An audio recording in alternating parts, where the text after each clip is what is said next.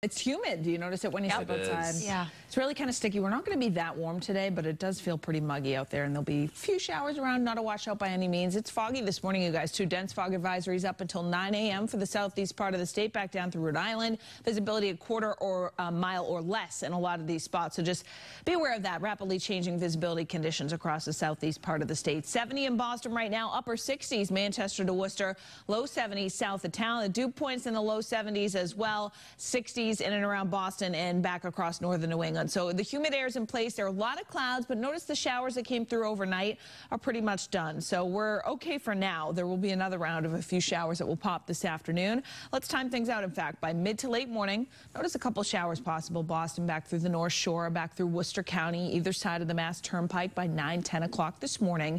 And then into the afternoon, it's not raining the whole day. There'll be some spotty showers around, maybe a brief downpour on the South Shore through mid to late afternoon, and then early evening, a couple of showers and pockets of rain in the South Shore, maybe a sprinkler or two elsewhere. So yes, kind of unsettled. Temperatures pretty steady. I'm going to stay in the upper 60s to low 70s. We may gain a degree or two. That's about it as we head into the afternoon, but staying muggy. A few showers tonight, patchy fog. Overnight lows drop back into the 60s. Tomorrow, I don't think there'll be a ton of sunshine. There may be some peaks here or there that start to poke out. A mainly dry day aside from a shower or two. Low to mid 70s, wind off the ocean tomorrow. And then for Friday, we do turn brighter. Because of that, we'll be a little bit warmer too. Up around 80 through the interior, but the wind off the ocean will still keep the coastline about 70 to 75 degrees on Friday. Not a bad way to end the week. 130-mile-per-hour winds now with Florence as of the latest update. Just a massive storm here, barreling towards the east coast and moving to the west-northwest at 17 miles per hour.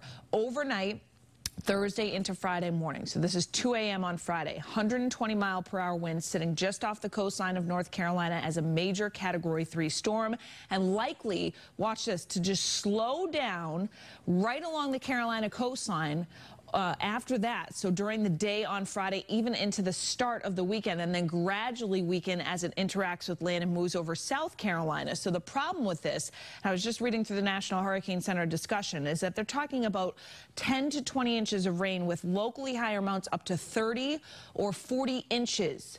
30 or 40 inches of rain. That would be catastrophic flooding, flash flooding, significant river flooding as well, and a life-threatening kind of surge, obviously, at the coastline. So the warnings are up all the way now from Virginia Beach as a tropical storm watch down the coastline of the Carolinas, back down through South Carolina here as hurricane watches and warnings. Projected rainfall total the highest here in yellow, kind of off the charts here, all the way from Morehead City down through Wilmington, Myrtle Beach, Charleston as well.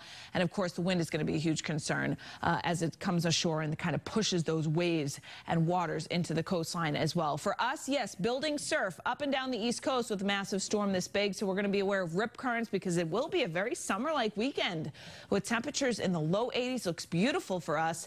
Still a little bit muggy, and it looks like we'll be warmer than average starting off in the 80s for next week.